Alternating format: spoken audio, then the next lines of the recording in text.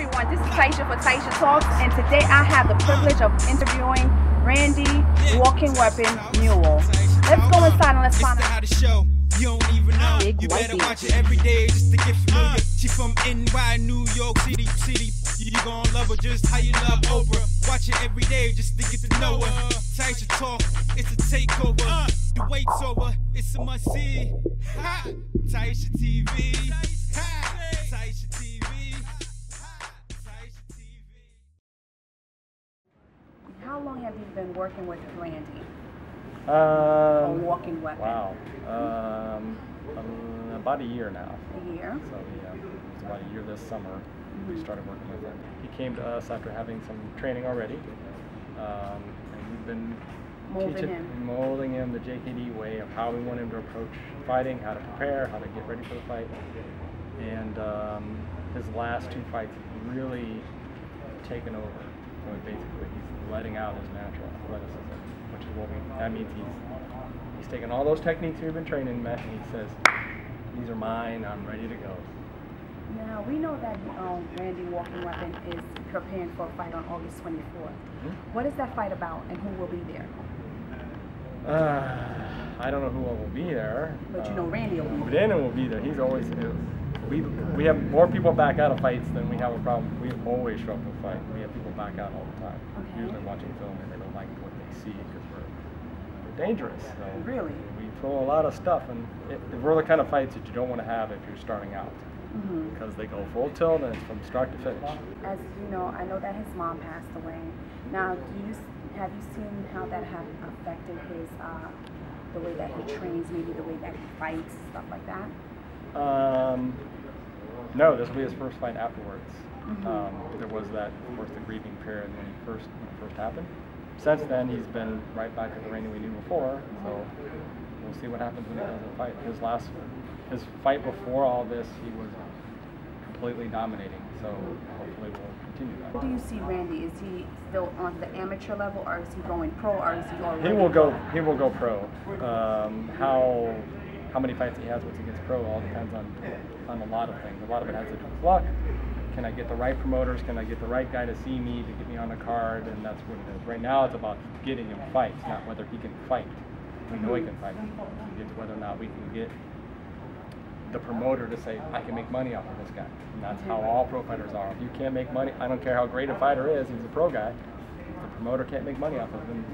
When fighters are fighting, do they match them up by weight, height, size? It's always by weight, and they'll do it by number of fights. So this guy's his next competitor has four wins and 3 losses for kickboxing and 1 MMA fight which he won, which is the fight we have been able to see. I think Randy's better at every single part of the game. Stand up and ground. It's not going to be a problem. How long have you been training with Randy? With Randy, I'd say about a year. A year? Now, have you seen his potential from the time you started training with him till now? I have, definitely. Lots of improvement. Sifu, Tim Motter here at the Jeet Kune Do Institute, definitely. He's kind of a technician, and Randy had a lot of raw talent, but he's really given him a lot of technique. He's polished him a lot. So. Now, I see that you're sweating. Were you just training as well? Yeah, we were. We were just doing some Tabata, which is a real rigorous cardio. Okay. So. Now, as we know that he's preparing for this fight, right? How do you see him excelling beyond this point after this fight? He's getting better every fight. The last fight he won by knockout, and he probably. And who was that against? I don't know the guy's name. The fight before that, he fought the current champion though, and it went the full 3 rounds. He never got touched the entire 3 rounds. He did lose to it by a decision, but you know, I think if he would have had a little bit more confidence in himself, that he probably would have won that fight pretty easy. So, and that was the champion at the time. Still is the champion as far as I know. So.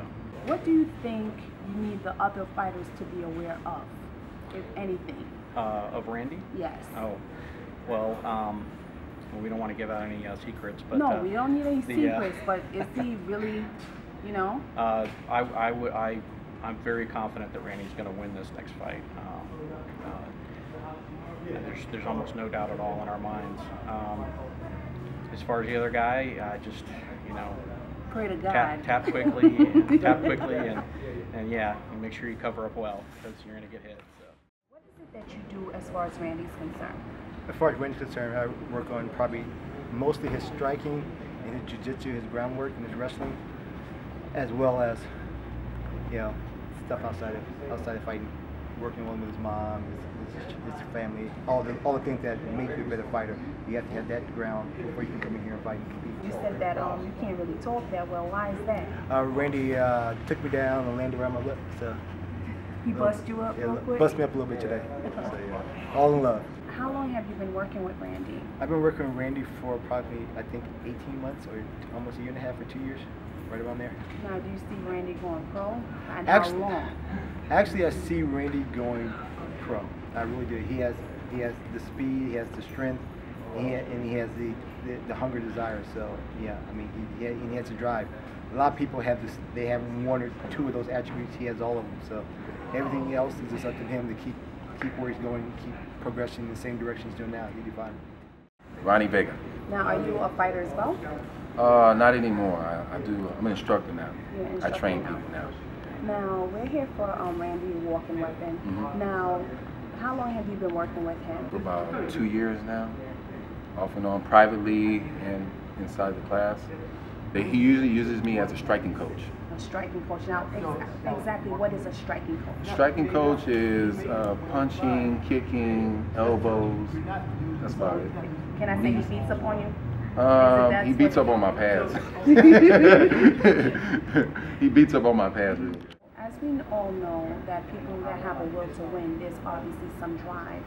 And with that drive, there's obviously a foundation that has started that drive. Right. So right now, I see that it's his mom that has passed away. Yes. How do you feel that has affected his will to win? You know, his mother passed away of cancer, and she fought every single minute, every single day. She never gave up. You know what I mean? So to me, that gave him that reason that fire to never give up no matter what obstacle is in his way. He doesn't care who's going in that ring. He doesn't care if it's a 12-foot tall man. He's got his mama inside of him. He's going to fight, and he's not going to give up.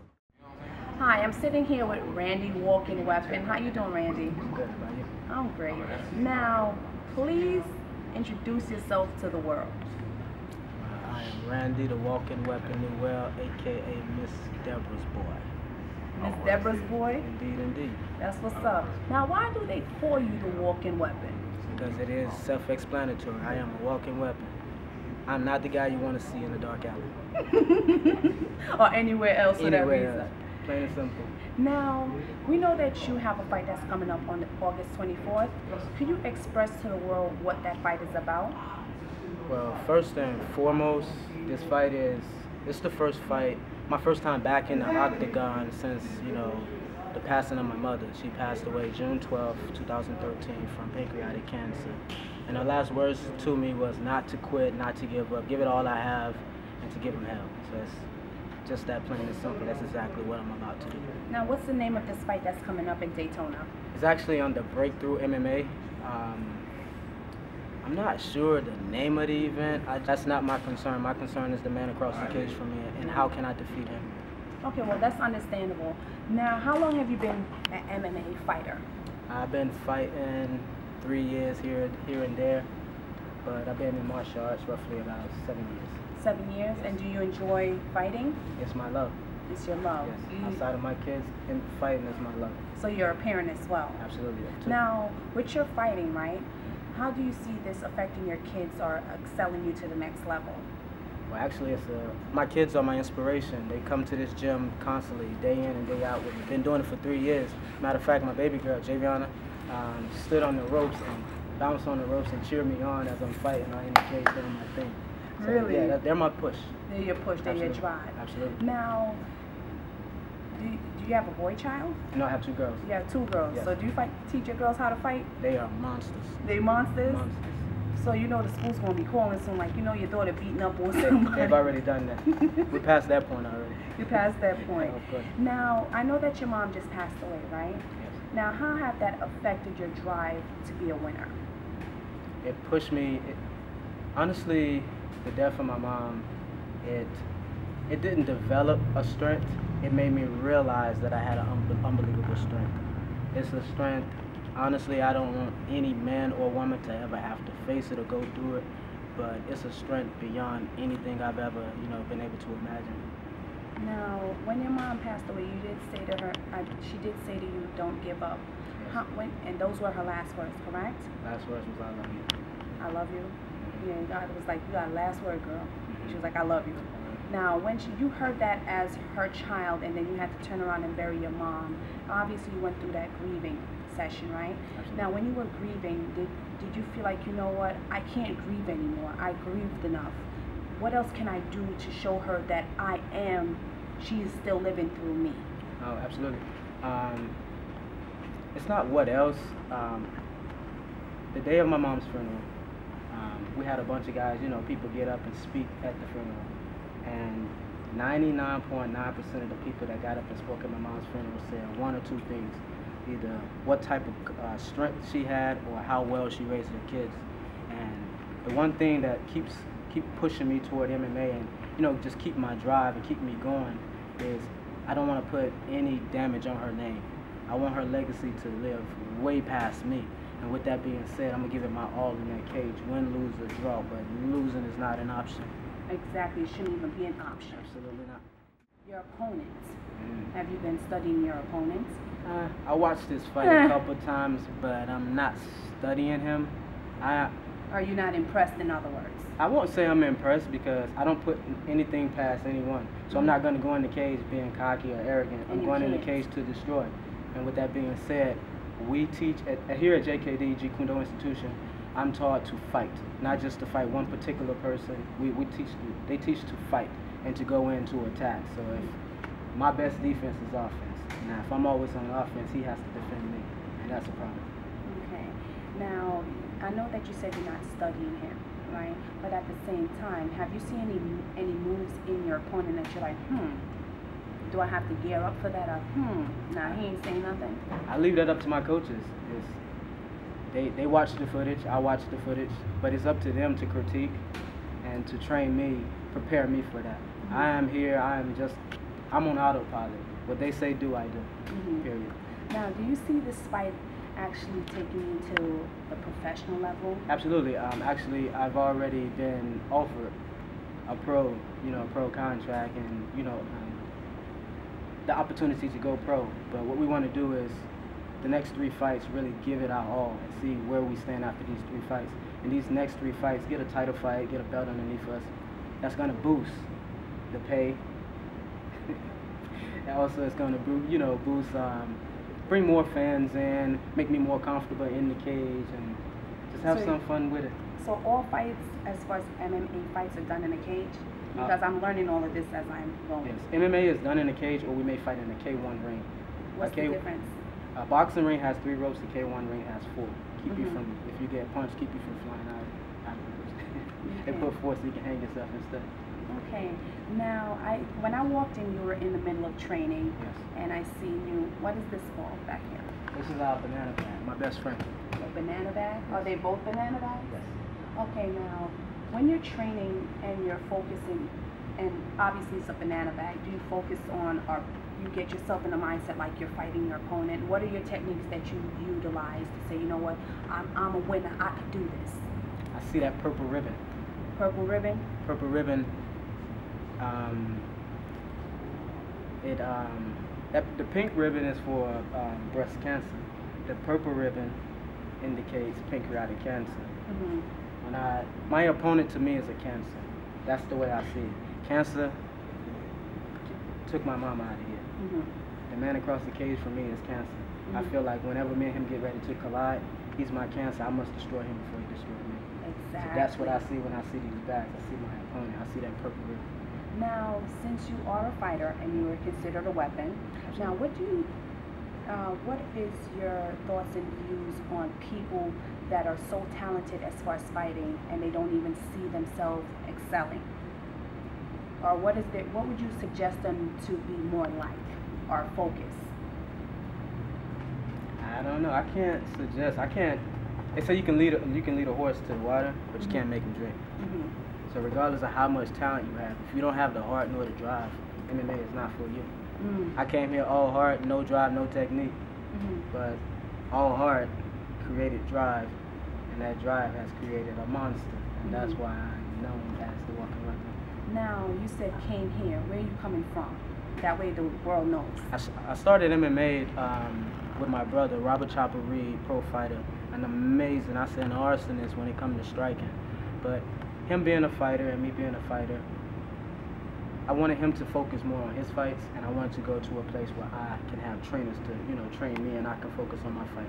He loved to train me. That's my brother, big brother, to the death of the both of us, you know. But I did it to protect the both of us. I wanted him to focus more on his things, so I can focus more on mine. Once we get together, then we both do our own things together anyway. Now, are you originally from Florida? No, I'm a Louisiana baby. Louisiana baby. Yes, a bayou baby. Now, how long have you been here from Louisiana? I came out to Florida in 1996. I went into the military, to the Army. So you're a military man as well? Absolutely. Okay, come on, let's keep talking. But These are things people need to know. But I'm going to tell you what the military had done for me. It taught me to be a weapon. I used those skills in the military, and I ended up having to come back home. If you understand what I'm saying. So now you say military. Were you in the Army, the Navy? I was in the Army, 35 Romeo, avionics radar repair. Had a really good job, but my heart and my desire was on fighting.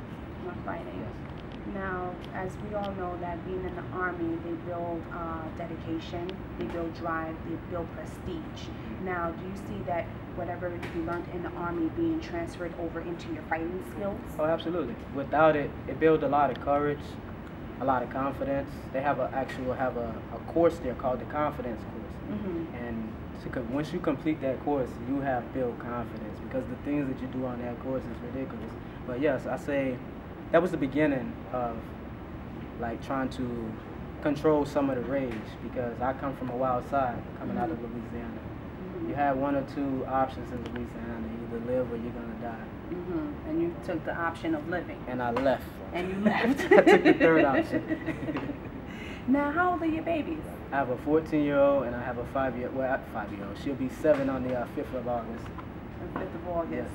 Now, I know that you, obviously you're dad, and your babies are daddy's girls. Absolutely. How do you see the men that come to possibly marry one of them one day? Do you think it's going to be like, okay, no, they daddy a fighter, let me not bother them, or, you know? Wales, let's go here with that. When they introduce them to me, which have to be done first out of a line of respect, I want their boyfriends to come to my gym, put gloves on, and mold my mouthpiece and put the mouthpiece in your mouth. Now what we're going to do is we're going to do a little test. If you're tough enough to stand around with me, then you can date my daughter. My real goal is really to run them up out of here, because I'm not going to pity-pat with them. So you're going to beat these little boys? Beat these little boys up early. Early. Now, how long have you said you've been training for? How many years again? I've been 3 years. Now, but martial arts for 7 years. For 7 years. Yes. Along the way, have you experienced any injuries that you feel like, dang, that made me, you know, it hurts or it still bothers you till this day? Or then again, don't answer that because we don't need them to know. No, I can answer that question. Pain is a weakness leaving your body. So yes, I was injured, but that weakness is gone. That weakness is It's gone. all strength now. It's all strength now. Okay, well, thank you for your time. Indeed, thank you. I know you said you wanted to tell me a little story about your situation, your life situation. Yes. Let's start with December. For Christmas of last year, 2012, my mother was diagnosed with bone cancer. She fought the bone cancer. You know, we went through New Year's, through my birthday, through Easter, and we fought and fought and fought. I worked, tried to send money back. We did everything, me and my two sisters, Shanika Newell and Monica Newell. My loves, you know, I have to continue to do what my mom was doing for them, and that's to be their support and to be their guide. But back to what we were saying. Mother's Day, she didn't even get to open her gift because she ended up having to go back into the hospital. She get back to the hospital to find out she had a tumor in her stomach. She was 96% clear of the bone cancer. We were all happy and joyful. And Mother's Day, back in the hospital to find out that she had a tumor. For Memorial Day, my grandfather, which is her father, he passed away on Memorial Day. The same day she got her results back that she only had 3 weeks to live. And I'm gonna tell you, my mother was a brave woman and very courageous, because her only request to the doctor was actually she wanted to go home for 1 day just to take care of some things.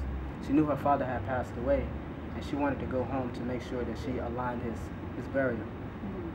She knew she had 3 weeks to live. Most average person would have given up or would have, freaked out. She didn't tell any of the kids. She asked the doctor not to tell any of us. She also requested not to live on life support. She didn't want any of that stuff. She when it was her time to go, she just wanted to go. But Memorial Day, Father's Day, I was burying my mother. So. Now, I know that behind your mom's passing, you had stated to me in private that you were seeking to possibly do a fundraiser or possibly some kind of event. Yes, what I want to do is, yes, it's true. Most people be bittersweet, and I won't even say bittersweet about it, they'll just be bitter about it. I lost my mom, I don't care. But my mom was a love person, and my only request, I said to her, because she passed away in my arms, and the only thing I asked for her was to give me the strength and I want to be able to love the way she loved. Outside of fighting, I love people, I love to smile, I love to have fun. But this right here, MMA, it's my outlet. And I came here to control my rage, but it turned into, hey, you're a very good fighter, go give it a try. Now I've fallen in love with it. But yeah, I like to do a fundraiser, get together and put together some seminars and put together some money for sons and daughters that are going through what we had to go through. So if we could save 1 or 2 mothers, that alone, that's worth it for me. So yeah, that's what I want to do, put together, because somebody had to put money to be able to put my mother in the cancer center that she's in and to help her go through what she was going through, because we couldn't afford to do it all. Some family out there had to put that money together to do it, so why not me? Basically, you want to give back to the community. Absolutely. Okay, now if the world wanted to get in touch with you, because obviously they're going to be watching, how can they get in touch with you? Facebook me at Randy Newell, Newell, aka the Walking Weapon, or Instagram? Yes, Instagram, the Weapon 318. Also, Tiger Martial Arts. You can Google it, find the address, bring your butt down to the gym. You can meet us over here as well. And the Jeet Kune Do Institution. And you are located in Longwood, correct? Longwood, Florida, yes. Longwood, Florida. Now, anything else you want to tell our audience members today?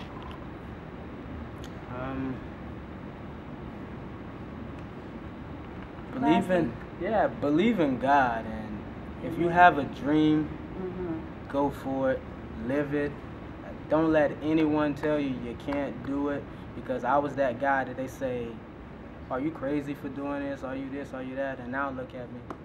Don't give up on your dreams. It is possible. If you believe, you can achieve. Is there any sponsors you want to give a shout out to? Absolutely. I want to give a shout out to Collective Music Group. I mean, fabulous group of guys, FP, ID, Kev, the whole team, SB. I mean, a great group of guys. Look out for them. I also want to give a shout out to my Woodall's Barbershop. Lou Woodall's a really good friend of mine. If you need your haircut, go over and get your haircut over here. The Ozone Sports Bar, Flanagan Sports Bar. Also, Cool Video. Look out for those boys on YouTube, on the YouTube channel. Miss Tyesha Talks also, the Jeet Kune Do Institution, Tiger Martial Arts, Chopper Reed's MMA, my kids, Javiana and Isis Newell. Daddy, love you. I'm gonna continue to do what I have to do, to make you guys proud of me. I love to see that smile on your face when I win, lose, or come home hurt, regardless. You guys are proud of me. Let's see. God, my mother, I miss you to death. I love you to death. Just continue to watch over me, and I'll take care of the rest, okay? My sisters, Monica, Nika, my nieces and nephews, my trainers, my coaches. And I host to everybody else. If I left you out, no disrespect, none intended. Louisiana crew, of course. Louisiana, the Bayou, baby, Lake Providence, 318, we are in the building. Yes.